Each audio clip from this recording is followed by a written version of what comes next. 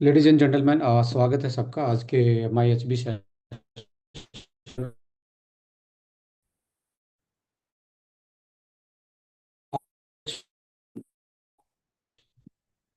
Conduct करने वाले हैं। और एक ऐसे टॉपिक पे हम बात करेंगे जो बहुत इंटरेस्टिंग टॉपिक है। इंटरेस्टेड इसलिए है कि आप इसमें जो आज चीज़ें हम डिस्कस करेंगे वो आपके इंटरेस्ट की भी है, वो आपके बिजनेस के इंटरेस्ट की भी, आपके हेल्थ के इंटरेस्ट की भी है। सो अगले 45 मिनट आप बिल्कुल ध्यान से इस टॉपिक को सुनना कि हम जो मार्केट में कर रहे हैं वो किस तरीके से हम एक्सप्लेन कर सकते हैं। और बहुत बार हमारे पास कंटेंट की भी कमी होती है और बहुत बार हम खुद पे भी चीज़ें क्वेश्चन और क्वेरी सोल्व नहीं कर पाते। मैं एक पीपीटी के थ्रू आप लोगों को यहाँ आज डिस्कस करने वाला हूँ, कनेक्ट करके। और जस्ट गिव मी 1 मिनट कि मैं इसको कनेक्ट करके एक पीपीटी के थ्रू इस टॉपिक में डिस्कस कर पाऊँ आप लोगों के।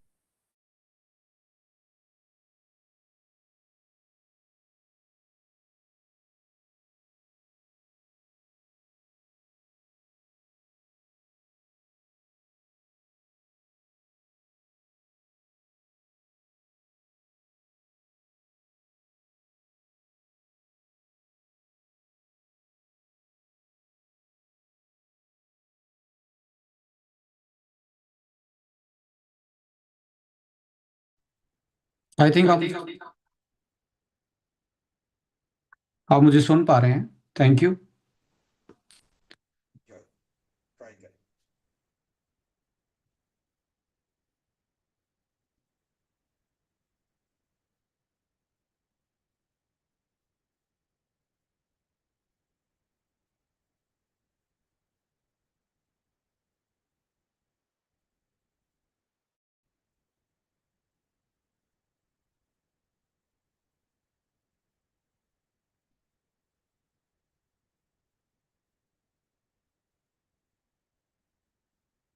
Voice is clear, sir. Audible. Thank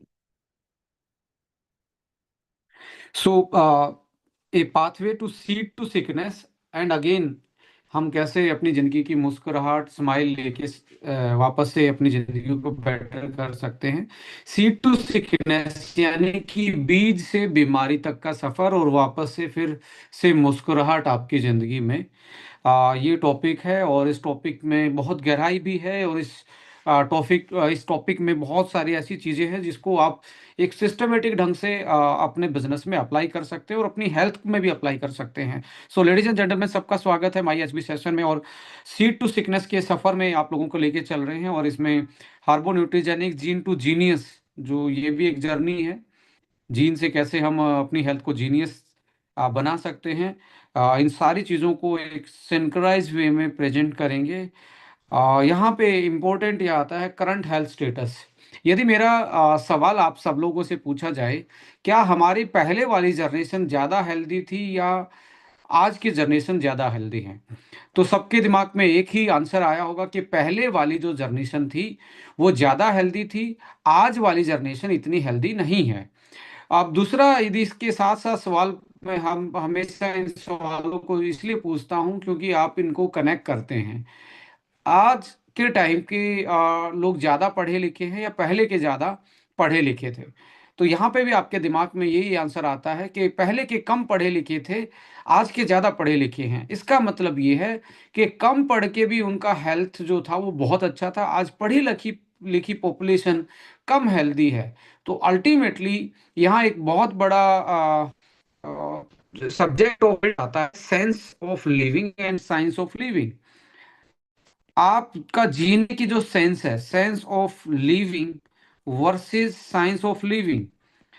and science भी कौन सी, जो वेरीफाइड नहीं है। और टेक्नोलॉजी के जमाने में आज के टाइम पे हम वैसी चीजों को लेके आ रहे हैं जो प्रूवन नहीं है, वेरीफाइड नहीं है, जस्ट बिलीव कर लेते हैं इंफॉर्मेशन पे, और वैसी चीजों को हम इम्प्लीमेंट करने की कोशिश कर रहे हैं। और कहीं ना कहीं ऐसे से, अपने खान पान की वजह से, और अपने lack of you can say knowledge और हाई इंफॉर्मेशन, मैं एक यहाँ पे टर्म यूज कर रहा हूँ, lack of but high in information, आपके पास heap of gathering of information है, but gathering of knowledge how to live better, ये कहीं ना कहीं कमी आई है। और पहले कि हमारे से पहले की पीढ़ियां कैसे जीना है सही तरीके से, वो उनको मालूम था। आज की जो हमारी पॉपुलेशन है, उनको ये प्रॉब्लम है, कैसे जीना है ये नहीं आता, किस किस तरीके से जीना है ये तो हम डेली बेसिस पे चेंज कर ही रहे हैं, बट इससे काम चलने वाला नहीं है। अ, सबसे इम्पोर्टेंट आज के टाइम पे बार बार में वर्ड आता है, metabolic lifestyle disorder. Metabolic lifestyle, lifestyle से आई हुई बीमारी है।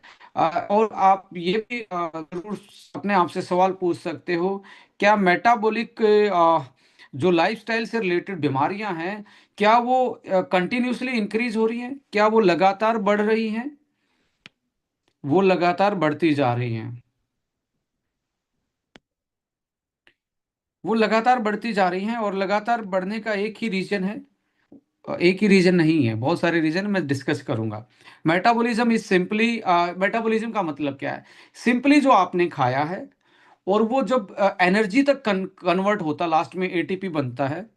फूड से आपका जब कन्वर्ट होके एटीपी, और फूड से जो बायोमोलिक्यूल है जो बॉडी को डेली चाहिए, वो जो बॉडी में बनने का प्रोसेस है, इस पूरे प्रोसेस को हम मेटाबॉलिज्म कहते हैं।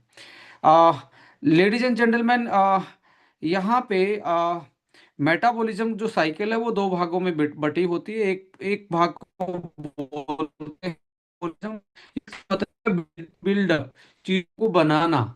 एक दूसरा है कैटाबॉलिक, ये है ब्रेक डाउन प्रोसेस। देख, कैटाबॉलिक भी हमारी बॉडी में होता है, कॉम्प्लेक्स मॉलिक्यूल को तोड़ के उसको बॉडी से बाहर निकालना है, किडनी से बाहर निकालना है, या ऐसी कंडीशन में जब आप कैलोरी नहीं ले, फास्टिंग करते हैं, या जब बुढ़ापे की तरफ जाते हैं, तो बिल्डिंग प्रोसेस कम हो जाता है, और टूटने वाला प्रोसेस जो है वो बिल्कुल ज़्यादा बढ़ जाता है, उसको कैटाबॉलिज्म बोलते हैं। तो मेटाबॉलिज्म के दो पार्ट हैं, एक बिल्डअप, एक break down, right.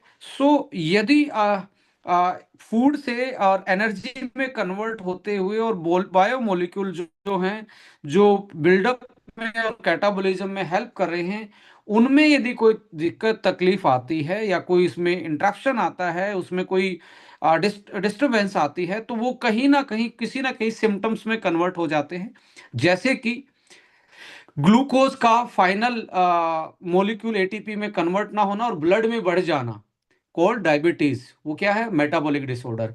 Uric acid का एक्युमुलेट हो जाना बॉडी में, जब लीवर लेवल पे वो सही से कन्वर्ट नहीं होता है, वो मेटाबॉलिकली वो एक मॉलिक्यूल दूसरे मॉलिक्यूल में कन्वर्ट नहीं हो पाता है, तो क्या हो जाता है? यूरिक एसिड की वजह से जॉइंट्स में गाउट की प्रॉब्लम हो जाती है। जब हमारा हार्मोन जो है, जैसे मेल में ज़्यादा गंजापन आता है, बाल्डनेस आता है, जब टेस्टोस्टेरोन कंप्लीट नहीं बनता, उसकी जगह D S T, di hydroxy testosterone बनता है, तो वो क्या है? वो भी एक मेटाबॉलिकली माल फंक्शन है हार्मोन का, कन्वर्जन का। तो वो भी बाल उसमें आपके थिन होना स्टार्ट हो जाते हैं, बालनेस, गंजापन, बाल टूटना। तो ये क्या है सारे? अब थायराइड का फंक्शन में भी यही है, मेंटल फंक्शन में भी यही है, लीवर के फंक्शन में भी यही है। तो ये जो सारी चीजें हैं, ये एक प्रक्रिया में बंधी हुई हैं। जैसे ही प्रक्रिया में कोई भी चीज, जैसे ही इस प्रोसेस में कोई भी चीज बाधा बनती है, चाहे वो न्यूट्रिशन की डेफिशिएंसी हो, चाहे डेली की स्ट्रेस हो, चाहे आपका फंक्शनल जो पार्ट था फूड का वो कारण हो, चाहे बाहर से केमिकल आ रहे हों पेस्टिसाइड के रूप में, एनवायरमेंट पॉल्यूशन के रूप में, प्लास्टिक के रूप में, एंटीबायोटिक्स के रूप में, सो मैनी रीजन, चाहे वो आपका टाइमिंग की प्रॉब्लम हो, गलत टाइम पे खाना हो, टाइप ऑफ फूड हो, या पोर्शन साइज हो, कितना आप हैवी खा रहे हैं और कितना वर्कआउट कर रहे हैं, ये सारी चीज़ें हमारे मेटाबॉलिज्म को कहीं ना कहीं डिस्टर्ब करती हैं, अनबैलेंस करती हैं, और इन्हीं की वजह से हमारे शरीर में कुछ चेंजेस आते हैं, सिम्टम्स आते हैं, और वो एक दिन बीमारी का रूप ले लेते हैं।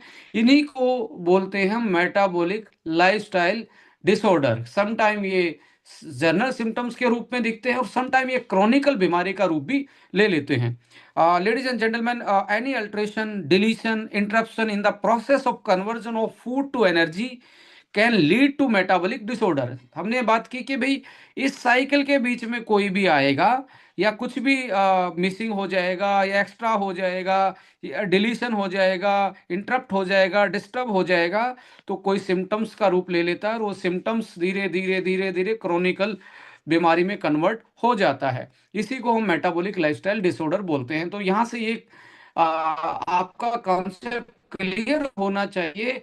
आप वो जब भी बोलते हो मेटाबॉलिक डिसऑर्डर, जो लाइफस्टाइल से रिलेटेड है, मेटाबॉलिज्म जो खाया और जो लास्ट तक उसको यूटिलाइज होना है एनर्जी में, और ऐसे बायो मॉलिक्यूल बनाने हैं जैसे प्रोटीन को अमीनो एसिड में टूटना है, आपके फैट को फैटी एसिड में टूटना है, और वो जो एंटीऑक्सीडेंट रिलीज होने हैं, विटामिन्स मिनरल्स फूड जो खा रहे हैं उससे रिलीज होने हैं।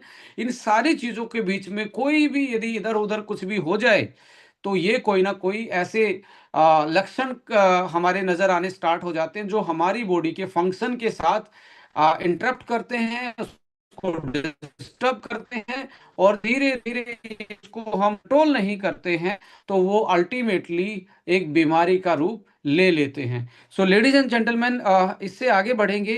मेटाबॉलिक एंड लाइफस्टाइल डिसऑर्डर में ए pathway of metabolic and associated disorders, आप देखेंगे ये चेहरा जो ये जो बॉडी आपको दिख रही है, ये आज के टाइम पे मुझे लगता है कि सबसे बड़ा एक उदाहरण है मोटापा, accumulation of visceral fat. Visceral fat का मतलब है आपके लीवर, आपके पैनक्रियाज, आपके हार्ट, इनके सराउंडिंग एक्स्ट्रा फैट डिपॉजिट हो जाए, और वो जब एक्स्ट्रा वजह से वहाँ ब्लड सर्कुलेशन से लेके इंसुलिन की सेंसिटिविटी से लेके हार्मोन की सेंसिटिविटी से लेके वो मेटाबॉलिकली इनएक्टिव फैट हो जाता है, और वो एक तरीके से आपके लिए इन्फ्लामेशन का कारण बनता है, कैंसर जैसी बीमारी का कारण बनता है, और so many diabetes, cancer, autoimmune disorder, inflammatory body, क्या है, accumulation of visceral fat, insensitivity towards essential biomolecule, जिसमें हॉर्मोन्स हैं, जिसमें आपके हॉर्मोन्स के साथ साथ आपके ऐसे एक्टिव मॉलिक्यूल हैं जो किसी एक प्रक्रिया को कंप्लीट करने में योगदान देते थे। इस फैट के एक्युमुलेशन के कारण उनके काम करने की गति में और काम करने के एक्शन में दोनों में डिस्टरबेंस आता है और वो बीमारियों का कारण बनता है। दूसरा, आप देख ही रहे हैं मेटाबॉलिक चेंजेस में इंसुलिन रेजिस्टेंट होना, जिसको डायबिटीज बोला जाता है, इन्फ्लामेशन बढ़ना, बॉडी का ब्लड शुगर बढ़ना, फैट बढ़ना, ये मेटाबॉलिक चेंजेस हैं जो अभी किसी का वेट बढ़ गया है, वो इसको बीमारी नहीं मान रहा है, बट ये पहला सिम्टम है, ये चेंजेस है आपकी, यानी कि जर्नल प्रोसेस में कोई चेंज आया है।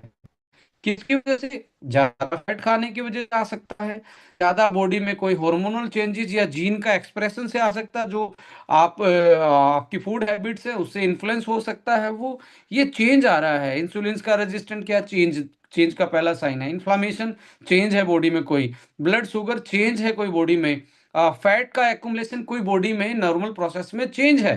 सो अल्टीमेटली आप देखेंगे मेटाबॉलिक सिंड्रोम में कन्वर्ट हो जाता है।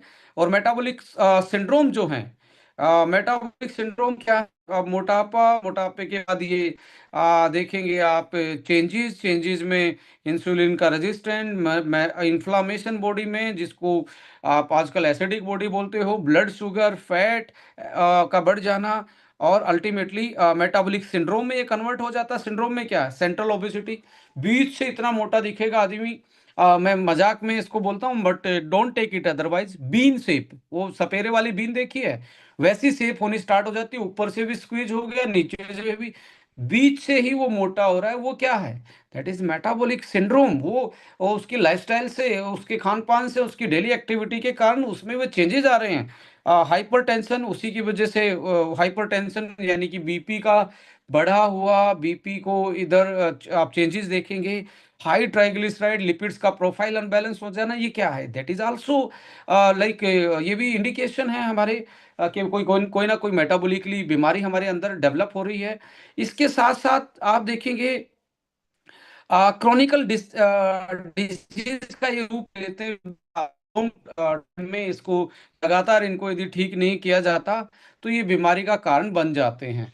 सो लेडीज एंड जेंटलमैन, बीमारी का कारण बने उससे पहले हमें इनको देखना पड़ेगा कि क्या हम इनको सही तरीके से मैनेज कर सकते हैं, यानी कि जैसे कैंसर में कन्वर्ट हो जाए, कोई टाइप 2 डायबिटीज़ में गट इतना अनबैलेंस हो जाए कि हमें ये एक तरीके से लाइक हर बॉडी में कोई भी चीज़ जो खा रहे हैं वो इन्फ्लामेटरी सब्सटेंस क्रिएट कर रहा हो, neurodegenerative disorder, Alzheimer, Parkinson, dementia, chronical stress, cardiovascular disease, hypertension, fatty liver, ये सारे के सारे ये मेटाबॉलिक लाइफस्टाइल रिलेटेड डिसऑर्डर्स हैं, सिम्टम्स हैं, मेटाबॉलिक चेंजेस हैं। सो लेडीज एंड जेंटलमैन, यहाँ पे रीजन बिहाइंड इसको एक स्टोरी में, एक थ्योरी में, एक सिंक्राइज वे में इसको बनाया गया है, सीड टू सिकनेस, यानी कि बीज से बीमारी तक का सफर कैसे। लास्ट 50 साल में हर चीज का इंडस्ट्रियलाइजेशन हुआ है, चाहे एग्रीकल्चर की बात करें उसका इंडस्ट्रियलाइजेशन हो गया है, या हम बात करें डेयरी इंडस्ट्री का, वो भी इंडस्ट्रियलाइजेशन हो गया है। हर चीज में, मेडिकल प्रोफेशन में, आयुर्वेद में, सब चीजों का इंडस्ट्रियलाइजेशन हो गया है। हर्ब्स भी जो आज जिनको हम जड़ी बूटी मान के यूज कर रहे हैं, मैं कई बार मजाक मजाक में कहता हूं कि जड़ी बूटी ही बीमार है। जड़ी बूटी कैसे बीमार है? वो पहले जंगल से लाई जाती थी, अभी उसको उगाया जा रहा है और उसको केमिकल से उगाया जा रहा है, उसको पेस्टिसाइड यूज करके उगाया जा रहा है, तो उसके जो औषधीय गुण थे, जो एक नेचुरल उस तरीके से डेवलप होती थी, वो ग्रो करती थी, वो ज्यादा पोटेंशियल थी, और उसमें केमिकल एक्स्ट्रा कुछ था नहीं, पेस्टिसाइड जैसी चीजें। अब उसको फोर्सफुली उगाया जा रहा है और उसको, उसमें वो वाला कंटेंट इतना नहीं बचा जो वाइल्ड हब में बचा हुआ था, और इसके साथ साथ पेस्टिसाइड का लोड भी आपके सामने आज ज्यादा है। सो लेडीज एंड जेंटलमैन, आज एक एक चीज को आप जरूर इसको कंसिडरेशन में लेके आएंगे कि लास्ट 50 साल से इंडस्ट्रियलाइजेशन की वजह से हमारे जो नेचुरल सीड थे, बीज थे, उनमें भी एक तरीके से हाइब्रिडाइजेशन आया है, वो भी नेचर से दूर हुए, उसमें भी उनका जीनोम बदला गया, क्योंकि इतने लोगों की डिमांड, इतने लोगों का खाने का इंतजाम करना था, तो फसलें ऐसी होनी चाहिए थी जो ज़्यादा पैदावार दें। पर फसलों के जब बीज को चेंज कर दिया, तो मैं कहता हूँ फसलें बर्बाद होंगी तो नस्लें बर्बाद होंगी। ये आप मान के चलें, जब जब फसलें बर्बाद हुई हैं तो नस्लों में कहीं ना कहीं चेंज आया है। नस्लों का मतलब हमारी जो आज की जनरेशन और आने वाली कल की जनरेशन है, उनकी नस्लें में चेंज आएगा। वो बॉडी के किसी भी पार्ट में चेंज आ सकता है, किसी को किसी टाइप के सिम्टम्स हैं, किसी को किसी टाइप के डिसऑर्डर है। सो अब बीज को आप हाइब्रिड कर दिया और उगाया कैसे जा रहा है, सोइंग कैसे हो रही है, बीज को मिट्टी में डालने के साथ साथ उसके साथ केमिकल डाला जा रहा है, और केमिकल और फर्टिलाइजर डाल के उसको आपने जस्ट बीज को डाला। अब जैसे ही वो अंकुरित हो के बाहर निकला, तो फिर से उसके साथ हमने फसल के साथ क्या किया, फसल को फिर से हमने पेस्टिसाइड छिड़क दिया, पेस्टिसाइड्स के साथ एक्सपोजर कर दिया। अब पेस्टिसाइड्स के इसके बाद हमने धीरे धीरे केमिकल के लोड को बढ़ा दिया, उसकी नस्ल को चेंज कर दिया, हाइब्रिड बीज था जो नेचुरल था वो हाइब्रिड कर दिया, नस्ल के साथ केमिकल बढ़ा दिया, और केमिकल बढ़ाते बढ़ाते इसमें और बढ़ोतरी हो जाती है जब इसको फसल को हार्वेस्ट करके काट के आप घर पे लेके जाते हैं, या कमर्शियल इसको बेचने के लिए मंडी में जाते हैं, तो वहां पे बड़े बड़े गोडाउनों में बोरियों में भर के अनाज को रखा जाता है, और ये अनाज जो है या सब्जियां जो हैं या फल फ्रूट जो हैं, वो उस पे केमिकल का छिड़काव करके प्रिजर्व किया जाता है। किसी पे वैक्स चढ़ाया जाता है, किसी पे सब्जियों पे कलर चढ़ाया जाता है, कि भी उसकी कमर्शियल वैल्यू ज़्यादा मिले और लॉन्ग टर्म स्टोरेज उसका हो पाए। और यहाँ पे यानी कि हार्वेस्टिंग के बाद स्टोरेज विद केमिकल, अदर जो हार्वेस्टिंग, पोस्ट हार्वेस्ट मैनेजमेंट जो है, तो फ्रूट्स के साथ वैक्सिंग करना, फ्रूट्स पे कुछ लेयर चढ़ा देना, या लोग बहुत सारी सब्जियों को इस तरीके से प्रेजेंट करते हैं, बिल्कुल उनका सेम कलर दिखता है। ऐसा होता नहीं है नेचर में। क्या हमारी शक्लें सेम हैं? नहीं है किसी की। सब्जियां आप मार्केट में देखेंगे, भिंडी एक कलर की मिल रही है, खीरा एक कलर का मिल रहा है, ये कैसे पॉसिबल हो सकता है? हर पौधे को, हर बीज को उस जमीन में अलग अलग टाइप का, अलग अलग टाइप का न्यूट्रिशन, अलग टाइप का एनवायरनमेंट, या बहुत सारे उसमें ऐसे डायनेमिक्स चीजें थी जो उसको अलग तरीके से बनाता है। सो यहाँ पे अब यहाँ तक केमिकल जो बढ़ाया है, ये जो केमिकल बढ़ा है यहाँ तक बोते टाइम, उसको उगाते टाइम, और उसको फिर काटने के बाद उसको स्टोरेज के टाइम पे, फिर हम खाने में क्या कर रहे हैं, उसको प्रोसेस कर रहे हैं, हाई प्रोसेसिंग में लेके जा रहे हैं कि उसका बचा कुचा जो औषधीय गुण था, पहले तो उसमें जहर हमने डाल दिया, जहर बढ़ा दिया उसमें। अब जहर को कुछ काउंटर करने के लिए औषधि का जो उसमें गुण था, जो उसमें मेडिसिनल प्रॉपर्टी थी, वो हमने फ्राई करके खत्म कर दिया, वो मैदा कन्वर्ट करके कर दिया, वो हमने आलू से चिप्स बना के कर दिया, वो हमने फ्रेंच फ्राई करके कर दिया, वो हमने उसकी न्यूट्रिशनल और औषधीय गुण दोनों को डाउन कर दिया। अब आप देखिए, केमिकल वाला खाना बिना औषधीय गुण के साथ या कम औषधीय गुण के साथ यदि आप खाएंगे, तो आप सोच सकते हैं आपकी बॉडी में वो क्या चेंज लाएगा, जो कि आज आपको दिख रहा है।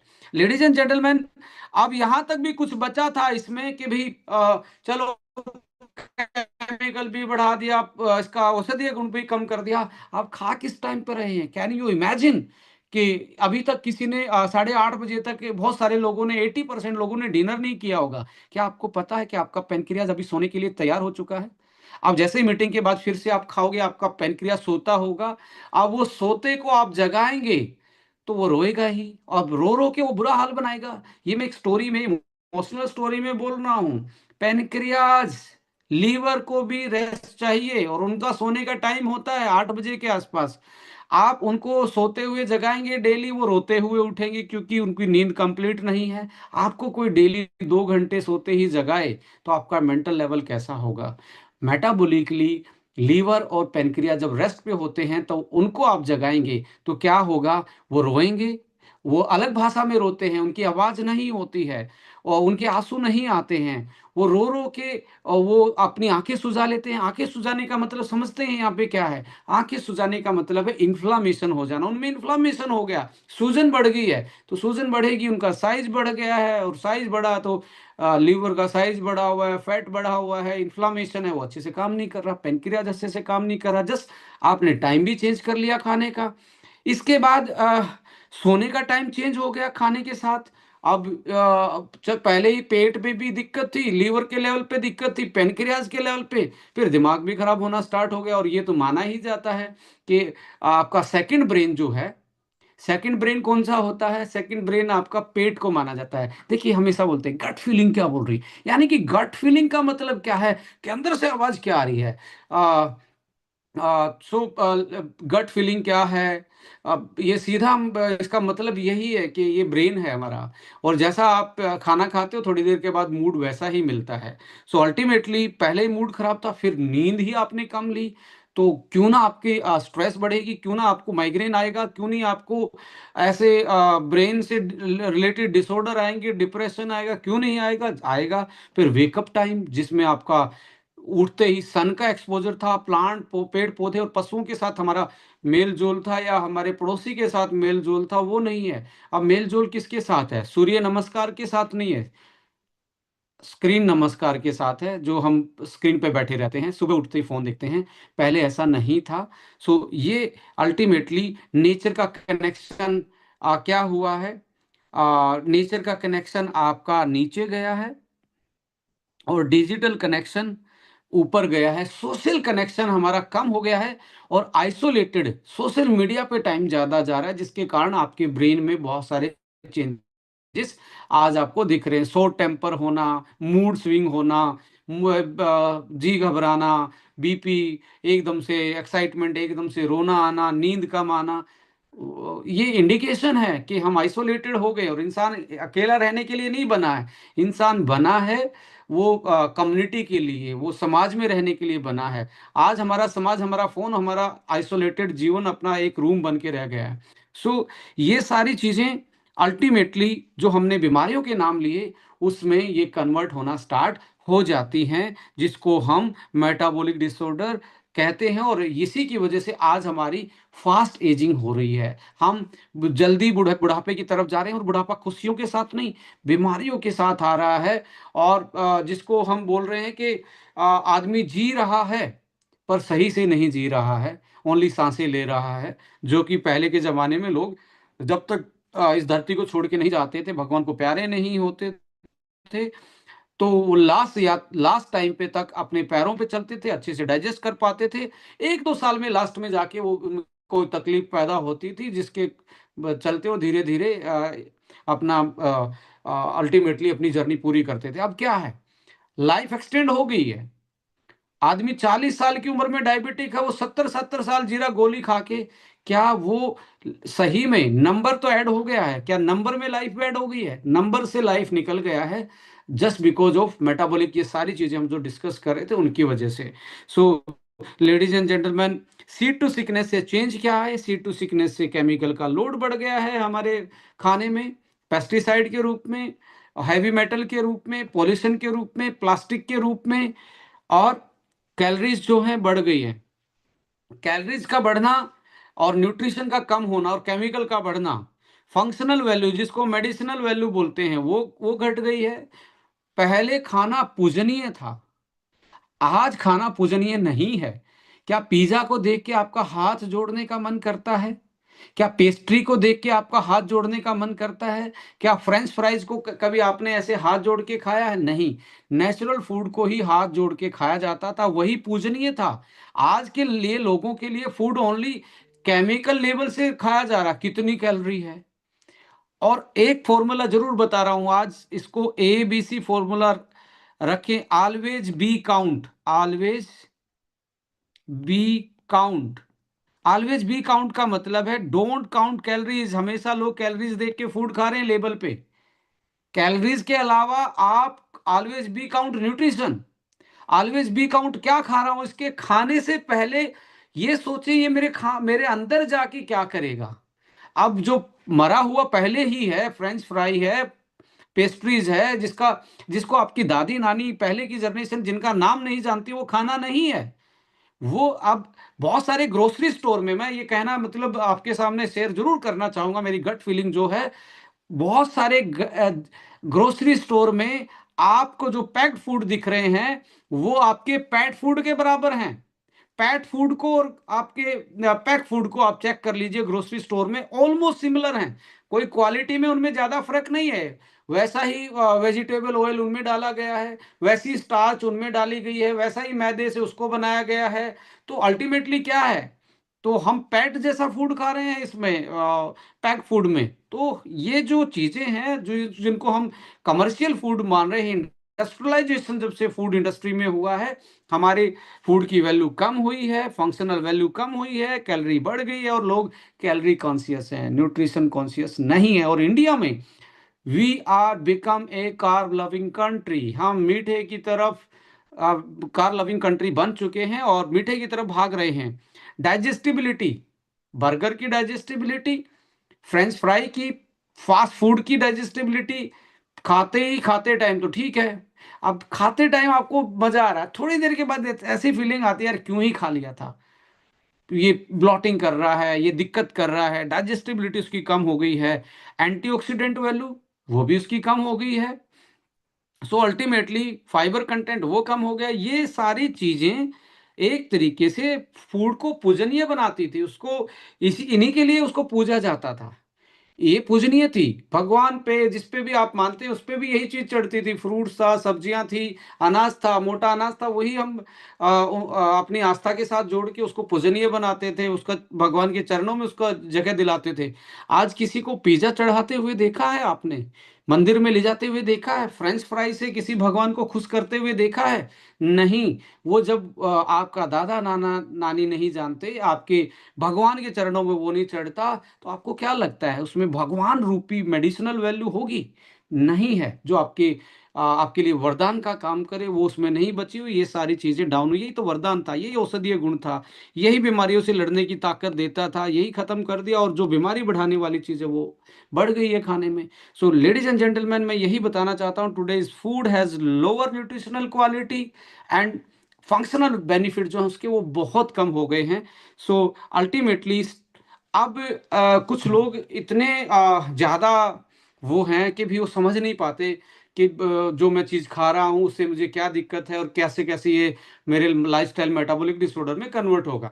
देखिए, कोई भी बीमारी जो आज लाइफस्टाइल मेटाबॉलिक से रिलेटेड है, वो 3 स्टेज में होके ही आपके शरीर में गुजरती है। स्टेजेस क्या है? पहली स्टेज जो है लेडीज एंड जेंटलमैन, वो इंक्यूबेशन टाइम है। इंक्यूबेशन का मतलब है एक ऐसी स्टेज जहां पे वो स्टार्ट होती है। जैसे डिप्रेशन एक दिन में नहीं आता, आपके पेट में की बीमारी एक दिन में नहीं आती, फैटी लीवर एक दिन में नहीं होता, बीपी एक दिन में बढ़ना स्टार्ट नहीं होता, थायराइड की प्रॉब्लम एक दिन में बढ़नी स्टार्ट नहीं होती, अल्जाइमर एक दिन में नहीं आता, कैंसर एक दिन में नहीं आता। ये ये कौन सा पीरियड कहलाता है? जब इनकी शुरुआत होती है तो ये इंक्यूबेशन पीरियड है। किसी का इंक्यूबेशन लंबे टाइम में लंबा टाइम लेता है, उसकी बॉडी की ताकत थी, इम्यूनिटी थी, उसका खान पान इतना ज्यादा रोंग नहीं था, या उसका लाइफस्टाइल अकेला टाइमिंग का अनबैलेंस था, पर फूड फूड सही था। बट सारी चीजें सही करना जो हमने बताई वो इतना पॉसिबल नहीं है। आप ऑर्गेनिक खाना सारा खा पाएंगे, आपके हाथ में नहीं है। आप सारा प्रोसेसिंग अपने हाथों से करेंगे, वो भी आपके हाथ में नहीं है। पेस्टिसाइड कंट्रोल आपके हाथ में नहीं, आपके हाथ में टाइम है, पर कुछ लोगों के हाथ में वही नहीं है कि टाइम पे वो खा पाए। आप किसी के टाइम पे किसी का सोना सही नहीं है, किसी का उठना सही नहीं है, किसी का नेचर के साथ कनेक्शन नहीं है। तो इनक्यूबेशन पीरियड स्टार्ट हो जाता है। और ये इनक्यूबेशन पीरियड में एक चीज होती है लेडीज, ये डिटेक्टेबल नहीं है, इसको डायग्नोस नहीं किया जा सकता। टेस्ट करवाएंगे नेगेटिव आएगा, डॉक्टर के पास जाएंगे, हल्की फुल्की तकलीफ आपको रहती है, टेस्ट करवाएंगे, टेस्ट बड़े नॉर्मल आ रहे हैं, बट कहता जी मुझे थकान रहती है, कम नींद आती है, मुझे थोड़ा सा ये प्रॉब्लम है। हल्के हल्के साइन उसकी बॉडी में एनर्जी के रूप में, इम्यूनिटी के रूप में बार बार बीमार पड़ जाता है, बट उसका कोई डायग्नोस नहीं है, टेस्ट नहीं है। तो यहाँ तक आपका कोई डायग्नोस नहीं है, मेजरेबल नहीं है, मेजर ही नहीं कर सकते, यहाँ तक वो टेस्ट में पॉजिटिव आएगा ही नहीं। अगली स्टेज, इस स्टेज से वो पार करके अगली स्टेज में पहुंचता है। इस स्टेज को बोलते हैं प्रोग्रेशन स्टेज। ये एक स्टेज को पार करके प्रोग्रेशन में आ गया, मल्टीप्लाई होना स्टार्ट हो गया, और सिम्टम्स आपको साफ साफ नजर आने स्टार्ट हो जाते हैं ऐसी स्टेज में। और इस स्टेज को मेजरेबल एंड डायग्नोसेबल स्टेज बोला जाता है। यहाँ पे आके टेस्ट करवाओगे पॉजिटिव आ जाएगा, डायग्नोस करवाओगे सिम्टम्स मिलेंगे किसी बीमारी से, तो वो आपको पॉजिटिव आना, यानी कि डिटेक्ट इस पोजीशन में आके डिटेक्ट होता है। तीसरी स्टेज है वर्नेबल। ये बड़ी बुरी स्थिति है, मल्टीपल बीमारियां हो जाती हैं। डायबिटीज के साथ हार्ट की प्रॉब्लम है, लीवर की भी है, नींद की भी है, किडनी की भी है, जॉइंट्स के साथ उसको प्रॉब्लम लीवर की भी है, डाइजेशन की भी उनको प्रॉब्लम है, बॉडी में इन्फ्लामेशन भी लेवल बढ़ा हुआ है। वर्नेबल स्टेज है, वो दयनीय स्थिति में आ जाता है, और डैमेजेस, मल्टीपल फंक्शन डैमेजेस हो जाते हैं यदि यहाँ से सेकेंड स्टेज से इसको कंट्रोल नहीं किया। लेडीज एंड जेंटलमैन, अब यहाँ पे आप देखिए डॉक्टर की एंट्री कहाँ से होती है। यहाँ आज के टाइम पे डॉक्टर की एंट्री यहाँ से होना स्टार्ट होती है। अब डॉक्टर क्या करेगा? डॉक्टर आपके सिम्टम्स देखेगा, सिम्टम्स में देगा आपको antibiotic, pain killer, steroids, NSAIDs, non steroid anti inflammatory drugs, ये चार पांच चीजें देगा। अब इन चार पांच चीजों को स्टडी करेंगे, ये किसी बीमारी को ठीक करने के लिए नहीं होती हैं, ये बीमारी के सिम्टम्स को दबाने के लिए होते हैं। लेडीज एंड जेंटलमैन, पेन हो रहा है तो उस टाइम पेन किलर ही काम आएगा, उसका कोई भी वो नहीं है। पेन मैनेजमेंट तो आप मेडिकल पे ही छोड़ना पड़ेगा। बट मैं आपसे पूछना चाहता हूं, क्या पेन किलर से कोई बीमारी ठीक होती है? क्या एंटीबायोटिक से कोई बीमारी ठीक होती है? एंटी का मतलब अगेंस्ट, बायोटिक का जीवन के अगेंस्ट, जिसका नाम जीवन के अगेंस्ट, वो बीमारी को कैसे ठीक करेगा? पेन किलर, स्टीरोड्स, नेस्डेक, और ऐसे जो सप्रेशन पे काम करते हैं, बीपी की गोली सप्रेशन पे काम करेगी, थायरोक्सिन की गोली सप्रेशन पे काम करेगी सिम्टम्स पे, और नींद की गोली नींद के जो मेन मैकेनिज्म उसको सप्रेस करेगी। तो अल्टीमेटली इलाज कहाँ है? डॉक्टर, जैसे डॉक्टर के पास इन बीमारियों को लेके पहुंचे, इनके पास ये है, ये आपको दे देंगे, आपको बोलेंगे जिंदगी भर खाना पड़ेगा, आपको बोलेंगे इसको तो खाना ही पड़ेगा, इसको छोड़ नहीं सकते, बीपी को छोड़ नहीं सकते, थायराइड को नहीं छोड़ सकते, नींद की गोली को नहीं, कोलेस्ट्रोल को नहीं, ज्वाइंट्स की। तो फिर भाई साहब, जब छोड़ नहीं सकते तो इलाज नहीं था, वो तो एक बंधन था, एक तो सप्रेशन था, दबाना था। तो अल्टीमेटली डोज बढ़ जाएगी, और उस बीमारी उस इन चीज़ों का साइड इफेक्ट भी, इसके साइड इफेक्ट से दूसरी सिम्टम्स आने स्टार्ट हो जाएंगे, दूसरी बीमारियां बढ़ना स्टार्ट हो जाएंगी, फिर डोज बढ़ाते पड़ेंगे, डोज के साथ धीरे धीरे कई और चीज़ों का मिश्रण डालना स्टार्ट कर देंगे, और अल्टीमेटली आदमी की नंबर तो बढ़ा दिया, मरने तो नहीं दिया, पर क्या आपको लगता है ये जीने देंगी? सही से नहीं जीने देंगी लेडीज एंड जेंटलमैन। इसके बाद वर्नेबल स्टेज आती है, मल्टीपल फंक्शनल डैमेज होना स्टार्ट होते हैं, और फिर डॉक्टर बोलता है मेडिकल में तो यही इलाज था, हमने सारी चीज़ें ट्राई मारी, हमारे बस की बात नहीं है। बट मैं आपको बताना चाहता हूँ, इससे पहले मैं आपसे पूछना चाहता हूँ, पहली स्टेज के लिए आपने क्या कर रखा है? आपके पास पहली स्टेज के लिए क्या है जो मेजरेबल नहीं किया जा सकता? पर मुझे बताएं, जो हमने पहले सीड टू सिकनेस पूरी लाइन पढ़ी, कौन कौन उसके अकॉर्डिंग जिंदगी जी रहा है? इसका मतलब हर किसी की बॉडी में कोई ना कोई बीमारी, कोई ना कोई डिसऑर्डर, किसी का हल्का, किसी का भारी, किसी का मल्टीपल, किसी का सिंगल, इंक्यूबेशन पीरियड में है। कब वो प्रोग्रेशन में सेकंड स्टेज में आएगा, जब वो डायग्नोस पे जाएगा, जब वो डिटेक्ट होगा, गॉड नोज। पर किसकी डायबिटीज की पहली स्टेज में आ चुका है जो अभी तक मेजरेबल नहीं है, जो अभी प्री डायबिटिक बोल रहे हैं? किसका कोलेस्ट्रॉल धीरे धीरे एक्यूमुलेट होना स्टार्ट हो गया है? किसी का धीरे धीरे नर्वस सिस्टम ब्रेक डाउन होना, किसका आर्टरीज में धीरे धीरे ब्लॉकेज होना स्टार्ट?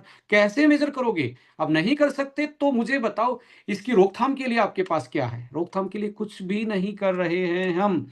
घर में गर्मी की रोकथाम के लिए एसी है, घर से बाहर निकलने के लिए इजी, आपको बाहर ना खड़ा होना पड़े, अच्छा स्कूटर है, अच्छी बाइक है, अच्छा व्हीकल है। घर में किचन में धुआं ना फैले तो अच्छी चिमनी, घर में कालीन बिछा लिया है, टीवी में पिक्सल फटे हुए ना दिखे। अच्छा, आज के टाइम पे आपके एलईडी इतने अच्छे आ गए हैं, ऐसे ऐसे स्क्रीन आ गए, स्मार्ट फोन आपके पास ऐसा स्मार्ट आ गया जो मल्टीपल काम कर सकता है।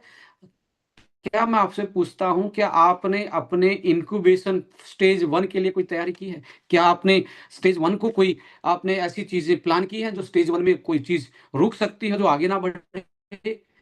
राइट। और स्टेज सेकंड के लिए आपके पास क्या ऑप्शन है? ओनली एक ही ऑप्शन है, दैट इज फार्मा। फार्मा आपको मरने नहीं देगा, पर जीने भी नहीं देगा। ये मैं दोनों लाइनों को बोल रहा हूं जिसमें हमने एक्सप्लेन किया। So ladies and gentleman, how to manage में कैसे मैनेज किया जा सकता है, कैसे इसको हम सही तरीके से, लाइफस्टाइल मॉडिफिकेशन मैं बोलूंगा, और कहीं से सुनोगे, कहीं और सारे सारे लोग इस चीज को सुनते हैं, पर कितने लोग फॉलो करते हैं? रियली अपने दिल पे हाथ रख के बोलिए, कितने लोग फॉलो करते हैं कि टाइम पे उठना, टाइम पे सोना, एक्सरसाइज करना, टाइम पे खा लेना? ये कितने लोग? बहुत सारे लोगों के तो जो प्रोफेशनल जिंदगी वही अलाउ नहीं करती है। राइट। इसके अलावा एक अच्छी डाइट और न्यूट्रिशन, ये भी कुछ लेवल तक आप कंट्रोल कर सकते हो, पर पेस्टिसाइड, हैवी मेटल, जो एयर पोल्यूशन है, एनवायरमेंट, इंडस्ट्रियल टॉक्सिन्स जो इनमें भर के आ गए हैं केमिकल, उनको कैसे रोकोगे? फंक्शनल सप्लीमेंट के बारे में कभी सुना है? क्या कभी उनको यूज किया है? मुझे ये भी नहीं लगता कि ये प्लानिंग आपने की होगी। चलो, खाने में जहर आ गया है, और प्रोसेसिंग के बाद हमने इसकी अमृत वाली जो मेडिसिनल वैल्यू थी, औषधीय वैल्यू थी, वो कम कर दी है। क्या मैं कोई ऐसी औषधि अपने खाने में एक्स्ट्रा डाल रहा हूं जिससे मेरा पहली स्टेज में ही कोई चीज रुक जाए?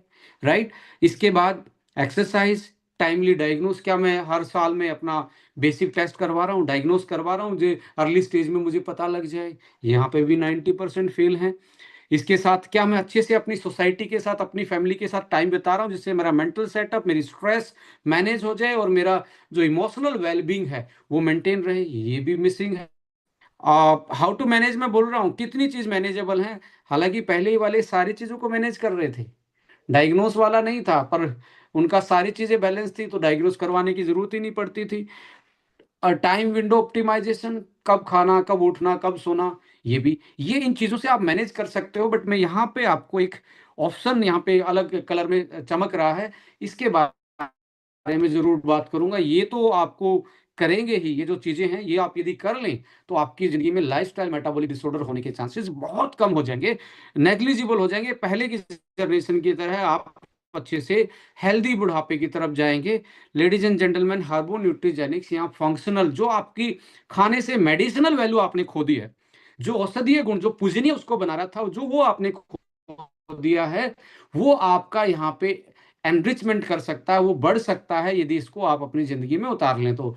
और अपने डिसऑर्डर को मैनेज करने में इसको यूज कर सकते हैं। देखिए, फिर से वहीं आते हैं, पहली स्टेज इंक्यूबेशन, कोई डिटेक्टेबल नहीं, डायग्नोस नहीं है। पर मैं कहता हूं खाने से नहीं मिल रहा सर, मेरे पेस्टिसाइड कंट्रोल नहीं हो सकते सर, पॉल्यूशन में अकेला कंट्रोल नहीं कर सकता सर, मेरी रात की ड्यूटी होती है सर, मेरी फैमिली में 10 बजे मेरे हस्बैंड आते हैं तो मुझे उसी टाइम खाना खिलाना पड़ता है, और हम बड़े एक अच्छी फैमिली हैं तो साथ में खाना बैठ के खा, तो बहुत सारे कॉम्प्लेक्स रीजन हैं जिसके कारण नहीं हो पाता। पर मैं ये बोलना चाहता हूँ, एसी लगाया है कि आपके शरीर के लिए कुछ आपने किया है? यहाँ आप इंक्यूबेशन पीरियड में ही, जब वो मेजरेबल में नहीं है, डिटेक्टेबल में नहीं है, उसी में क्या उसको हम खत्म कर सकते हैं, मैनेज कर सकते हैं? यस, हम उसको मैनेज कर सकते हैं ऊपर बताए गए साधनों को यूज करके, और हार्बो न्यूट्रीजेनिक्स को ऐड ऑन करके। या एक छोटी सी सिंपल डोज में, जैसे आपका ओवरनाइट स्ट्रेस, कम सो पाते, छोटी सी डोज में ब्रेन वेलनेस के लिए ब्रेन वन आप यूटिलाइज कर लीजिए। एक सिंगल कैप्सूल में काम चल जाएगा, इंक्यूबेशन में अल्जाइमर में कन्वर्ट ना हो, डिमेंशिया में कन्वर्ट ना हो, आपका स्ट्रेस में पार्किंसम में कन्वर्ट ना हो, आपकी लाइक मेमोरी में कग्निशन बिहेवियर में चेंज ना आए, आप अच्छे से अपने ऑफिस से अपने कॉम्पिटिटिव काम कर पाएं। तो हर्बो न्यूट्रीजेनिक्स का, आपको लगता है मेरा खाना सही नहीं है, मेरा लीवर, मेरा पेनक्रियाज हमेशा ही रोता रहता है, क्यों ना एड ऑन कर लिया जाए लीवर वन, क्यों ना एड ऑन कर लिया जाए इन्फ्लामेशन के लिए ए9 को, वो ओनली कैंसर के लिए नहीं है, इन्फ्लामेशन को कंट्रोल करने के लिए है, इम्यूनिटी को बढ़ाने के लिए है, क्यों नहीं एसबीटीसी में जूस को यूटिलाइज कर लूं, जो इंक्यूबेशन में ही बहुत सारी चीज़ों को रोक पाऊंगा, फर्स्ट स्टेज में ही उसको मैं क्रॉस कर दूंगा। अपनी बीमारी को इस तरीके से मैं अपने आप को तैयार कर रहा हूँ, अपनी फैमिली को मैं एक प्रोटेक्शन दे रहा हूँ। आपने हेल्थ इंश्योरेंस करवाया है क्या? न्यूट्रिशन का इंश्योरेंस आपके पास है? कोई कंपनी न्यूट्रिशन का इंश्योरेंस नहीं कर सकती। ये न्यूट्रिशन का इंश्योरेंस आप ही कर पाएंगे, अपनी और अपने लिए, अपनों के लिए, अपनी फैमिली के लिए। Don't count calorie, count nutrition, count your life, count your timing, count your जो आपका कनेक्शन है सोसाइटी के साथ, उसको काउंट कीजिए। कैलोरी काउंट करने से जिंदगी नहीं बदलने वाली है। Ladies and gentleman, second stage में, प्रोग्रेशन में, यहाँ पे आपको ध्यान रखना है, इसको यूटिलाइज करते टाइम, मेजरेबल है, डायग्नोसेबल है, पर अभी तक इसने इतना डैमेज नहीं पहुंचा, एक दो ही सिम्टम्स आए हैं वो जो मेजरेबल थे। लिपिड्स प्रोफाइल गलत आ गया, कोलेस्ट्रॉल बढ़ा था, ट्राइग्लिसराइड बढ़ा था, आपका थोड़ा सा ग्लूकोज बढ़ा हुआ था। तो ये एक प्रोग्रेशन फेज में आ गया है, और जो मेजरेबल है, डायग्नोस में है। इसमें आपने हार्बो न्यूट्रीजेनिक्स के साथ थोड़ा सा लाइफस्टाइल मॉडिफिकेशन कर लेना है, किसी को गाइड करना है कि यार थोड़ा सा 15 मिनट 20 मिनट एक्सरसाइज, और अपने किसी एक साथी के साथ 15-20 मिनट डेली बिताओ, और थोड़ा सा आप एक फूड वो खाना स्टार्ट करो दिन में, जो आपके दादा नाना नानी पहले की जनरेशन जिनका नाम जानती थी, जिनका नाम जानती थी, वो पेस्ट्री का नाम नहीं जानती थी, वो चॉकलेट का नाम नहीं जानती थी, वो मैक्रोनी का, पास्ता का, इन चीज़ों का नाम नहीं जानती थी। तो वो आपके लिए अवॉइडेबल है ऐसी कंडीशन में। तो यहाँ से आप वापस से बाउंस बैक कर सकते हो, वापस से उसको धीरे धीरे नॉर्मलाइज कर सकते हो।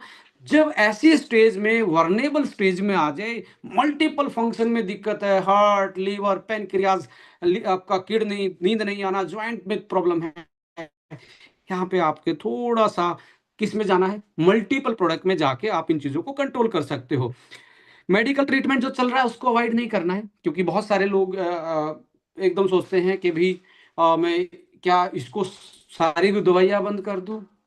आप 3 से 4 घंटे का अपने जो मेडिकल ट्रीटमेंट, जो ड्रग्स चल रही है उसके का गैप यदि आप मेंटेन करते हो, तो कोई भी चीज आप, साइड इफेक्ट तो इनका कुछ है ही नहीं उनके साथ, बट क्रॉस रिएक्टिविटी में उनका असर कम ज्यादा नहीं होगा। वही आपको दिक्कत कर सकता है, कम ज्यादा असर नहीं होगा। 3 से 4 घंटे के बीच में आप इनको यूटिलाइज कर ले।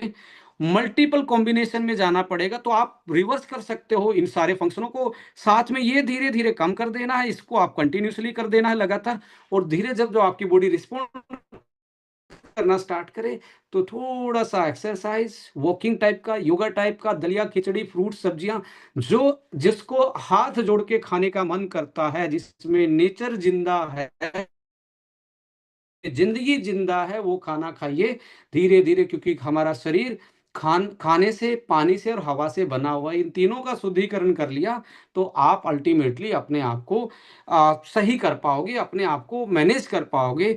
लेडीज एंड जेंटलमैन, मैं थोड़ी सी आपको इन तीनों स्टेज के बारे में कुछ वीडियो दिखाना चाहता हूं जो आप लोगों ने ही मुझे पहुंचाई हैं। अब वीडियो क्या है देखिए। पहली स्टेज क्या है, पहली स्टेज के एग्जांपल लेते हैं।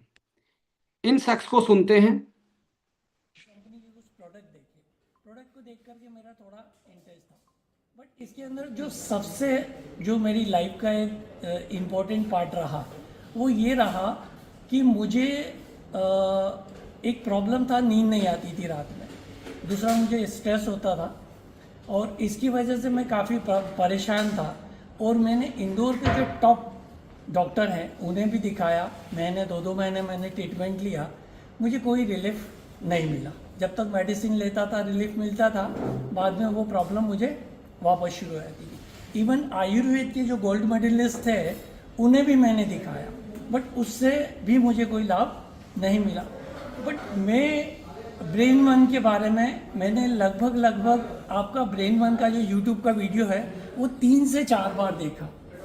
और जब मैंने 3 से 4 बार देखा तो मुझे पूरी फैमिली बोलने लगी कि आप 15 दिन से परेशान हो, आपको नींद नहीं आ रही, तो आप डॉक्टर को क्यों नहीं दिखा देते। तो मैंने बोला नहीं, मैं डॉक्टर साहब का ही वीडियो देख रहा हूँ और मैं इस प्रोडक्ट का वेट कर रहा हूँ।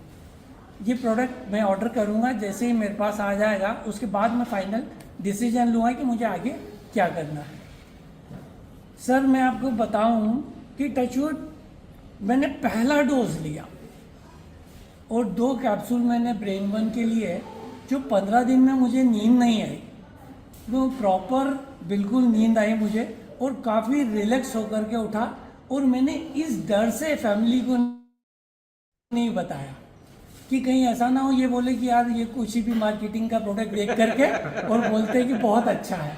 तो मैंने किसी से इस बात का जिक्र नहीं किया, मैं चुपचाप प्रोडक्ट लेता गया। पूरी फैमिली मेरा इम्प्रूवमेंट देखती गई। बट मेरे को लगा कि पहली बार लाइफ के अंदर मैंने ऐसा प्रोडक्ट देखा जो इतना इफेक्टिव है और इतना असरदार। लेडीज एंड जेंटलमैन, ये वीडियो मैं आपको क्यों दिखा रहा हूँ, ये वो पहला स्टेज का एग्जाम्पल है जो अल्जाइमर में कन्वर्ट हो सकता था, जो पार्किंसम में कन्वर्ट हो सकता था, जो डिमेंशिया में कन्वर्ट हो सकता था। तो इनको जस्ट अर्ली साइन आ रहे थे।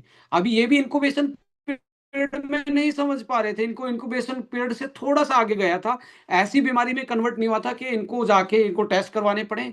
बट ये चूज रहे थे तो इन्होंने चूज किया तो वापस रिवर्स कर लिया। तो ये वेलनेस को चूज किया, और वेलनेस का बजट कभी भी बड़ा नहीं होता इलनेस से। इलनेस का बजट आपके कंट्रोल में नहीं है, सामने वाले। और कैसी इंडस्ट्री, जो मेडिकल इंडस्ट्री है वो इंडस्ट्री है, वो लोगों को ठीक करने का एक जगह नहीं है, वो इंडस्ट्री है। वो वहाँ कमर्शियल चीजें चलती हैं, वहाँ प्रॉफिटेबल मॉडल है वो। वहां पे आपके हाथ में नहीं है, आपके हाथ में यहाँ है कि 1500 रुपए में आपने आने वाली बड़ी बीमारी को हो सकता है इंक्यूबेशन पीरियड में ही खत्म कर लिया। तो अल्टीमेटली क्या है, वेलनेस हमेशा ही अफोर्डेबल रहा है, सदियों से अफोर्डेबल रहा, सदियों से आगे भी अफोर्डेबल रहेगा। राइट। अभी दूसरा मैं आपको वीडियो दिखाता हूं। दूसरा वीडियो है सेकंड स्टेज का। सेकंड स्टेज में मैं दिखा रहा हूं आपको। क्या है? मनमोहन बालन, ठीक है। कहाँ से हैं आप? मयूरभंज। अच्छा, क्या समस्या थी आपको? मेरा समस्या था राइट ये मेट्रिक में पैरालिसिस हुआ था। ओके। हम ये जो मेडिसिन यूज किया, ब्रेन वन, अस्वावर, एविबिटी जूस, इसको खा के अभी थोड़ा ठीक हो गया। कितना दिन लगा था रिजल्ट आने में? 6 डेज, 6 दिन में। 6 दिन। डॉक्टर से कितना इलाज कराया था? डॉक्टर से हम 29 अप्रैल से शुरू किया मेडिसिन। अच्छा। Allopathic medicine. ओके। इसको छोड़ के स्क्वीज किया ओके। ऑस्ट्रेलिया होम्योपैथी से। यानी कि 6 दिन में आपका रिजल्ट अच्छा खासा आ गया था, राइट? क्या बात है। क्या है? ये था, इनको सिम्टम्स आए और सिम्टम्स को इन्होंने अवॉइड किया होगा, गलत खाया होगा, पेट फूला रहता होगा, बीपी बढ़ा होगा, ग्लूकोज ऊपर होगा, पर ध्यान नहीं दिया तो इनको वो अटैक आ गया। वो अटैक आने की वजह से इनको ये प्रॉब्लम आई। सो अल्टीमेटली ये सेकंड स्टेज का था, बट इन्होंने भी क्या किया, रिवर्स कर लिया। अब रिवर्स करने के बाद आप इनको अल्टीमेटली इनसे इनको रिकवर हो गया।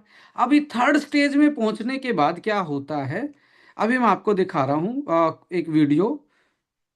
जैसे ये स्टेज है, मैं आपको दिखा रहा हूँ, ये थर्ड स्टेज है।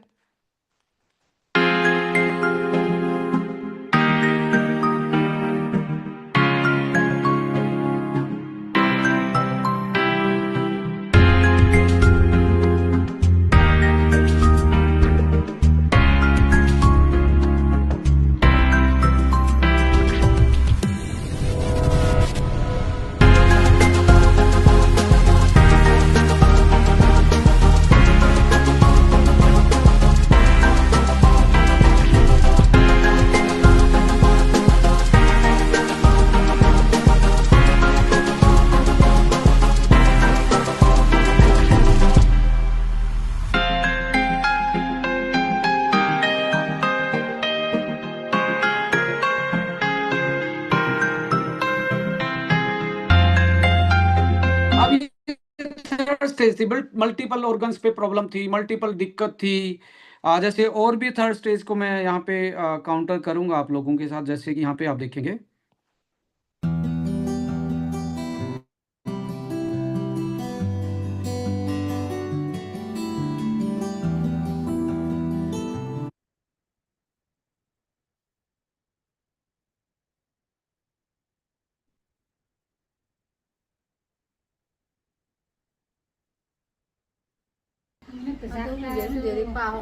मुखी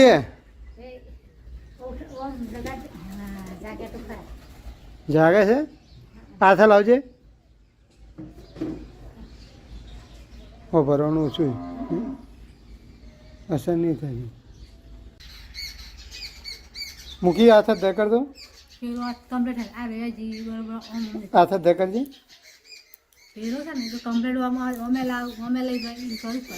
હાથ દે કર દો આ બાજુ વાળું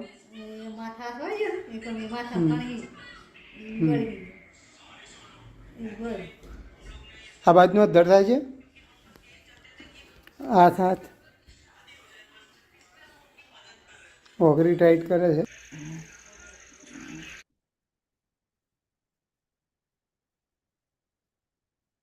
આ બાજુ પગથિયા બાજુ જવાય આ બાજુ આ બાજુ આ बाजू ये बिल्कुल क्रोनिकल स्टेज में था, तो ये भी रिकवर कर गए।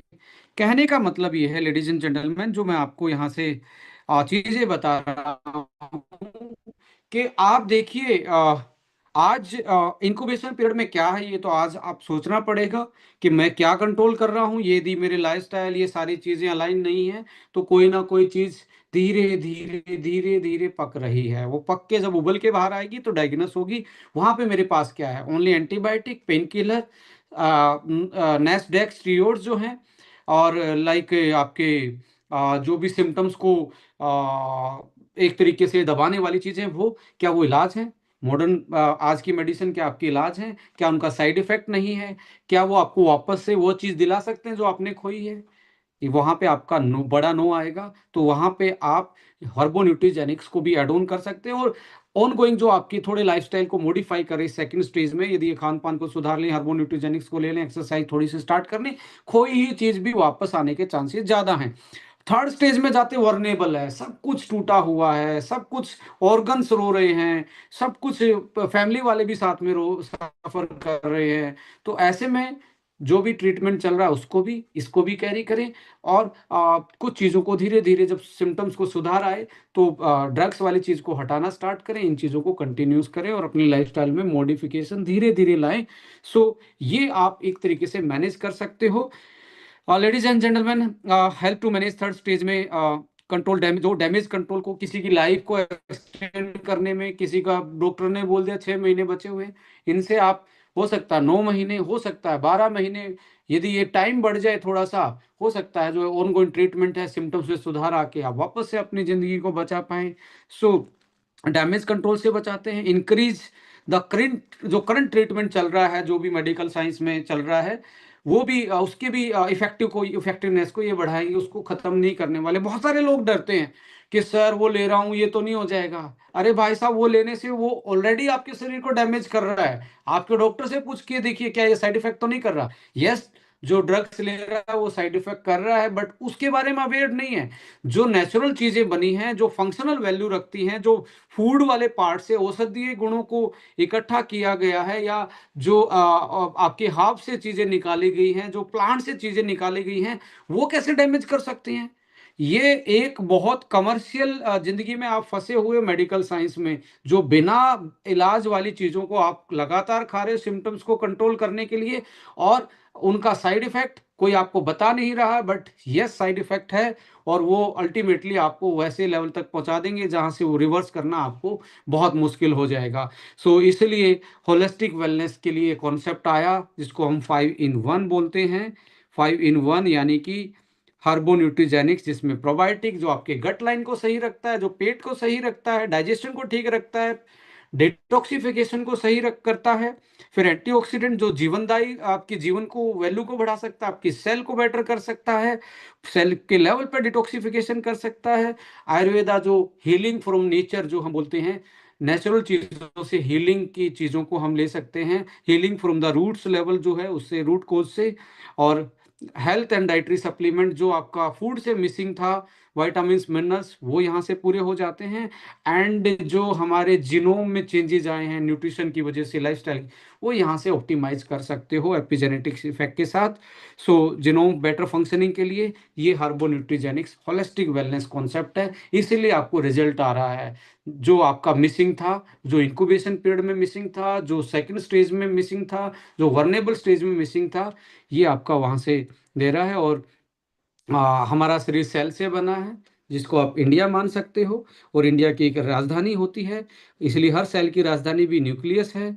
और राजधानी में पार्लियामेंट है जो देश के कानून को बनाती है, जो देश को चलाती है। ऐसे ही हमारी सेल के कानून को बनाने के लिए हमारे सेल की राजधानी न्यूक्लियस में क्रोमोसोम होते हैं, और जैसे कि पार्लियामेंट में एमपी होते हैं, क्रोमोसोम में डीएनए होते हैं, और ये डीएनए एसोसिएट होके, जैसे एमपी कुछ एसोसिएट होके मंत्रालय बना देते हैं, ऐसे ही जिस मंत्रालय से हमारा पूरा देश चलता है, ऐसे ही हमारे कुछ डीएनए अलाइन होके एक मंत्रालय का रूप ले लेते हैं, जिनको हम जीन बोलते हैं। और जीन से ही हमारी लाइफ के जो हमारे सेल के हैं वो फंक्शन जो हैं वो उसी से ही रन होते हैं, जिनके कारण ही हमारी सारी चीजें सेलुलर लेवल पे चलती हैं। और जीन किसकी सुनता है, जैसे एमपी किसकी सुनता है, अपने एरिया की जनता की सुनता है, अपने सीनियर की सुनता है, और अपने देश के कानून की सुनता है। तो जीन किस कानून को समझता है, जीन किसकी आवाज सुनता है, जीन न्यूट्रिशन की आवाज समझता है, जीन नेचर की आवाज समझता है, और जीन आपकी टाइमिंग को समझता है।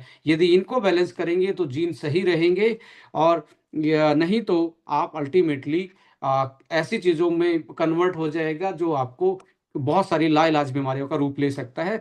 और इसी इफेक्ट को हम एपिजेनेटिक्स बोलते हैं। बिना डीएनए के स्ट्रक्चर को चेंज किए हुए जीन के बिहेवियर में सुधार लाना, जो आपके लिए अच्छा काम कर पाए, आपकी लाइफ को बेटर बना पाए, इसको हम एपिजेनेटिक साइंस बोलते हैं, जो न्यूट्रीजेनोमिक्स का पार्ट आता है। और इसी से जीन अपने काम को टर्न ऑन ऑफ करते हैं, इन तीनों चीज़ों की वजह से।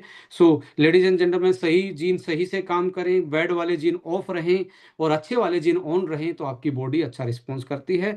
इसीलिए सेलुलर एंटी एजिंग के लिए पहली बार एक इनोवेटिव प्रोडक्ट, जो कि इस तरीके से इस फॉर्मुलेशन से बनाया गया है। एंटी एजिंग में बहुत सारे ऐसे मॉलिक्यूल आपको मिलेंगे जो अलग थलग पड़े होंगे, बट अलाइन करके, जहाँ प्लांट को भी दिया गया, हर्ब्स को भी लिया गया, लेटेस्ट मॉलिक्यूल को भी लिया गया, उन सारी चीज़ों को रखा गया जो आपको cellular anti ageing and reprogram और सेलुलर एजिंग को ऑप्टिमाइज कर सकते हैं। यंग फ्यूल के रूप में ये एक मल्टी फंक्शनल फॉर्मूला लेके आए, जो एनएडी बूस्ट करता है, सर्ट्यून्स को एक्टिवेट करता है, एपिजेनेटिक कंट्रोल करता है, एंटीऑक्सीडेंट एंटी इन्फ्लामेटरी इफेक्ट करता है, और एजिंग न्यूट्रिशन में जो एजिंग के साथ न्यूट्रिशन चाहिए सेल को, उसको एंटी एजिंग न्यूट्रिशन सपोर्ट देता है। और सारे जो इसमें इंग्रेडिएंट वो एविडेंस बेस्ड पेटेंटेड है, और एडवांस फंक्शनल न्यूट्रिशन के रूप में जो हम बोल रहे हैं स्टेज 1, स्टेज 2, स्टेज 3, इस तरीके से अपने न्यूट्रिशनल को फंक्शनल बना सकते हैं। कैलोरी कैलोरी नहीं, न्यूट्रिशन में ओनली विटामिन मिनरल्स नहीं जो डाइटरी सप्लीमेंट बोलते हैं, ये फंक्शनल न्यूट्रिशन, एक फंक्शन को देख के बनाया गया है। डाइटरी डाइटरी सप्लीमेंट के साथ फंक्शन भी ऐड है इसमें, इसलिए ये अलग बनाता है। कुछ लोग मेरे से पूछते हैं सर सप्लीमेंट तो बहुत सारे लोग देते हैं। सर सप्लीमेंट एक बड़ी टर्म है, ये सप्लीमेंट है functional supplement, general dietary supplement नहीं है, विटामिन मिनरल तक सीमित नहीं है, अमीनो एसिड तक सीमित नहीं है। ये 5-in-1 फॉर्मूला, इसलिए इसको फंक्शनल न्यूट्रिशन बोलते हैं, जो कि अपने आप में इसको यूनिक बनाता है, इफेक्टिव बनाता है, पोटेंशियल बनाता है, और क्लिनिकल जो इंग्रेडिएंट सेफ है, ग्रास सर्टिफाइड वो यूज है, तो ये आपको कोई साइड इफेक्ट भी नहीं दे सकते। बस आप वो तीसरी स्टेज में जब आपकी टैबलेट गोलियां ज्यादा चल रही हैं, ड्रग्स चल रही हैं, उसके 3 से 4 घंटे का गैप में खिलाएंगे, उनका जो साइड इफेक्ट है वो भी बॉडी से कम होगा, और आपकी बॉडी जल्दी से रिकवर करेगी, उस ड्रग्स को बाहर निकाल देंगे। इसको आप लगातार चलाएंगे तो डेफिनेटली आप 3 से 6 महीने 1 साल के अंदर वापस से अपनी खोई हुई चीजों को पा सकते हैं।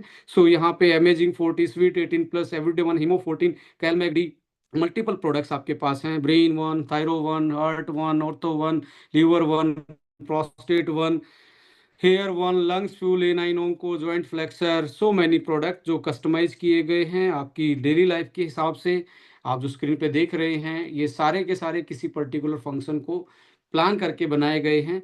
यहाँ पे मैं बोलना चाहूँगा एक बहुत अच्छा आपके पास एक बास्केट है जो आपकी ज़िंदगी को, आपके बिजनेस को, आपकी फैमिली को, आपके समाज को हर एंगल से एक्सपोर्ट दे सकता है। सो अपकमिंग फोकस इस कंपनी का जो रहने वाला है, जिस तरीके से हम काम कर रहे हैं, ये भी मैं आपके साथ शेयर करना चाहूँगा। Upcoming focus optimisation of neurological wellness और एंटी एजिंग, ब्रेन की वेलनेस के लिए ये कंपनी आने वाले टाइम में बहुत सारी चीज़ों को, चाहे ट्रेनिंग मॉड्यूल्स हैं, चाहे वो और एक्सपर्ट हायर करने की बात है, या प्रोडक्ट फॉर्मुलेशन या एड ऑन प्रोडक्ट की बात है, वो आपको यहाँ पे देखने को मिलेगा विद द टाइम। सो यहाँ पे आपको स्पेशलाइजेशन देखने को मिलेगी। Already we have the brain one, जो कि हर किसी पर्टिकुलर इंसान की उसमें वो मदद कर रहा है। ऐसे आने वाले टाइम में कंपनी के पास ये सारी चीज़ें अलाइन होगी जो न्यूरोलॉजिकल वेलनेस और एंटी एजिंग को सपोर्ट करेंगी ब्रेन के लेवल पे। इसके साथ साथ बायोलॉजिकल एंड सेलुलर एजिंग के लिए हम काम कर ही रहे हैं यंग के थ्रू, वो ऑलरेडी हमने वेल एस्टेब्लिश किया, और सब लोग बधाई के पात्र हैं कि हमने पिछले महीने की 1,10,00,000 के आसपास की सेल अकेले एक प्रोडक्ट की जिसका नाम यंग फ्यूल है, जो कि अकेला फॉर्मुलेशन के कारण ही, रिजल्ट के कारण ही हमने उसको वैज्ञानिक तरीके से प्रमोट किया है। हमने उसको लोगों को इंग्रेडिएंट और नॉलेज के साथ लोगों तक लेके गए हैं, और उसकी जिस तरीके से बेहतरीन तरीके से हम सोल के थ्रू से, होम मीटिंग के थ्रू से जो प्रमोट कर रहे हैं और जो लोगों की जिंदगी में सुधार आ रहा है, definitely we are going to successful to build that kind of community जो हैप्पी रहना चाहती है, हेल्दी रहना चाहती है, और जो समाज के लिए भी कुछ करना चाहती है। वैसी एक कम्युनिटी का निर्माण हम भविष्य में और स्ट्रॉन्ग तरीके से करेंगे। लीवर, हिपैटिक एंड बाइलरी होता है लीवर और आपका पेनक्रियाज। इसके लिए भी हमारा वेलनेस के लिए स्पेशल सेगमेंट और एलोबरेट रहेगा, आने वाले में स्पेशलाइजेशन और बढ़ेगी इसके कंटेंट में, इसके प्रमोशन में, इसके एक्सपर्टी में, और एंटी एजिंग की तरफ, लीवर की तरफ हम और ज़्यादा फोकस करने वाले हैं आने वाले टाइम में। इसके साथ gut health optimisation and anti ageing of the gut को कैसे आप और स्ट्रॉन्ग, बच्चों की तरह डाइजेशन कैसे बेटर कर सकते हैं जैसे बचपन में होता था, तो इस तरीके से गट को कैसे ऑप्टिमाइज करना है। इसमें जैसे अपकमिंग प्रोडक्ट में एक गट फाइब्रल नाम से प्रोडक्ट लाइनअप में है, वो इसमें आने के बाद इस सेगमेंट में और ज़्यादा एक तरीके से हमारी हेल्प करने वाला है। जैसे कि अभी GPM है, लीवो वन है, या SBTC जूस है, या AVBT जूस है, जो हेल्प कर रहे हैं आपको, या लीवर वन है जो हेल्प कर रहा है। इसके साथ गट फाइबर आने के बाद ये सेगमेंट और ज़्यादा तेजी से आपको एस्टेब्लिश होता हुआ नजर आएगा। और कार्डियक के लिए भी, कार्डियक वेलनेस और कार्डियक एंटी, हार्ट की एज को कैसे ऑप्टिमाइज कर सकते हैं, और हार्ट कार्डियक वेलनेस पे हम कैसे और बेटर कर सकते हैं, इन सारे एस्पेक्ट पे कंपनी आने वाले टाइम में बहुत ही ज़्यादा एक्सपर्टीज से काम करने वाली है। आप लोगों के साथ मिलके, आप लोगों के साथ कलेक्टिव एफर्ट से हम एक दिशा और दशा वेलनेस की हम चेंज करेंगे, सब मिलके चेंज करेंगे, जिसमें एक्सपर्ट अपना रोल प्ले करेंगे, डिस्ट्रीब्यूटर अपना रोल प्ले करेंगे, प्रमोटर रोल अपना प्ले करेंगे, कंटेंट अपना रोल प्ले करेंगे, A1 एकेडमी अपना रोल प्ले करने वाली है। सो यही फ्यूचरिस्टिक विजन था कि हम जो world is shifting toward the alternative healing method, और उसमें हर्बो न्यूट्रीजेनिक्स और हमारे सेगमेंटेशन और हमारे कंटेंट एंड ट्रेनिंग बहुत बड़ा काम करने वाले हैं। इसमें जो आने वाला कल है हीलिंग मेथड्स में, हम एक ऑप्शन पैन इंडिया आने वाले कुछ वर्षों में नजर आएंगे, और उसको हम ग्लोबलाइजेशन पे ले जाने के लिए पूरी तरीके से तैयार हैं। So with ageing population growing और फोकस ऑन होलिस्टिक, जो आज जैसे जापान बूढ़ा हो गया, कोरिया बूढ़ा हो गया, ऐसे इंडिया भी आने वाले टाइम में बूढ़े लोगों का देश होगा। तो उस तक आते आते कंपनी एक एजिंग पॉपुलेशन को स्पेशल टारगेट करके उनकी जो डिमांड है, उनकी जो नीड है, उसको ज़रूर फीड करेगी, और होलिस्टिक वेलनेस पे मार्केट को एक तरीके से रैपिडली ग्रो मार्केट के साथ अलाइन होके काम करने वाली है। और एंटी एजिंग और होलिस्टिक वेलनेस हमारा एक पहचान आने वाले टाइम में बनने वाली है। So Estonia one is building a community focused on holistic wellbeing and anti ageing, that is drive from our driven by our unique product concept and targeted educational program. That is also a very you can say specific line for the Estonian targeted educational programs. इसके बिना wellness की journey इतनी आसान नहीं है। लोग फिर से नेटवर्क मार्केटिंग ये होती है, नेटवर्क मार्केटिंग वो होती है, पावर ऑफ नेटवर्क मार्केटिंग ये होती है, टाइम कंपाउंडेबल ये होता है। अकेला इन बातों पे आज के टाइम पे बिजनेस पॉसिबल नहीं। ये बातें बहुत पुरानी हो चुकी हैं, वेल एस्टेब्लिश हो चुकी हैं, लोगों को पता लग गया है, लोगों के पास एविडेंसेस हैं, यहाँ पैसा आता है, ये प्रूवन इंडस्ट्री है। Right now we have to take care कि हमें किस कॉन्सेप्ट पे काम करना है, किस प्रोडक्ट लाइन के साथ काम करना है, और कैसी नॉलेज और कैसी वोकेबलरी हमें यूज करनी है कि हम अपने प्रोजेक्ट के लायक उन लोगों को इकट्ठा कर पाएं और इसको एक रिवोल्यूशन में कन्वर्ट कर पाएं। That is the idea and vision of the company. And मुझे लगता है आप सभी का वही एक तरीके से आइडिया और विजन भी है। और जो हमारे नए साथी आज इस प्रोग्राम में जुड़े हैं, तो जरूर इस आइडिया और इस विजन को अलाइन करेंगे अपने लिए, अपनों के लिए, अपने समाज के लिए और अपने बिजनेस के लिए भी। So you can join us on the social media also, so to build a healthy community और हेल्थ ट्रेनर्स की कम्युनिटी में आप शामिल जरूर होइए, इस जर्नी का हिस्सा बनिए। चाहे आप जीरो से स्टार्ट किया हो, बट डेफिनेटली यदि आप एजुकेशन लेते जाएंगे, अलाइन रहेंगे सिस्टम से, डेफिनेटली आपको बिजनेस करने में या आपकी खुद की हेल्थ के ऑप्टिमाइजेशन में ये कंपनी आपकी ज़िंदगी में एक वैल्यू एडिशन लेके आएगी। सो ladies and gentleman, thank you so much for listening me. ऐसे ही आप हजारों की संख्या में आके जब चीज़ों को प्लान कर रहे हो तो या माई एचबी में आते हो तो अच्छा भी लगता है, और ये लगता है कि हम कुछ ना कुछ ऐसा कर रहे हैं जो हम कल को बेहतर बना सकते हैं।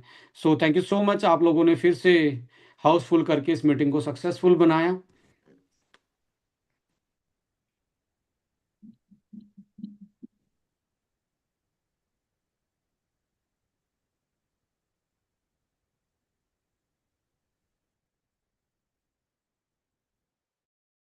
Thank you so much. और ये पीपीटी हम आपके अपलाइन के थ्रू आपके पास मिल जाएगी, आप इसको शेयर कर सकते हैं। आपको कोई होम मीटिंग में अपने घर वालों के साथ आप से मैं दो चार सवाल पूछना चाहूँगा।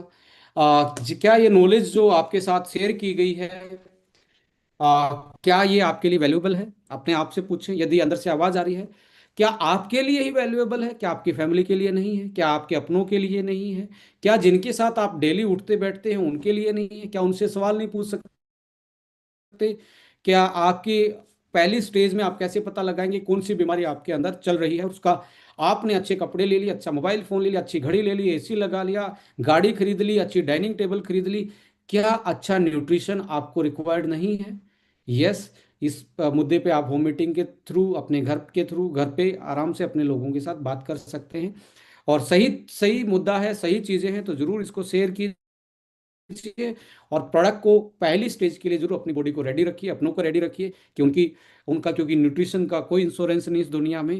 हेल्थ का इंश्योरेंस भी हेल्थ का नहीं है, बीमारी का इंश्योरेंस है। हेल्दी आदमी को कोई पैसा वापस देता नहीं है, बीमार होने पे देता है। और बीमार होने के बाद पैसा वैसा आपको भी मालूम है कितना आपकी ज़िंदगी में मैटर करेगा। सो अल्टीमेटली आने वाला जो कल है वो वेलनेस का कल है। और वेलनेस की इस जर्नी में आप अपने आप को इस इस तरीके से अपने आप को बिल्ड करें कि आने वाले पर्सनली से लेके प्रोफेशनली लाइफ को आप मैनेज कर पाएं। Thank you so much. जय हिंद, जय भारत। पीपीटी आप लोगों को शेयर करेंगे, आपके सीनियर के माध्यम से इसको कलेक्ट कर सकते हैं। जय हिंद, जय भारत।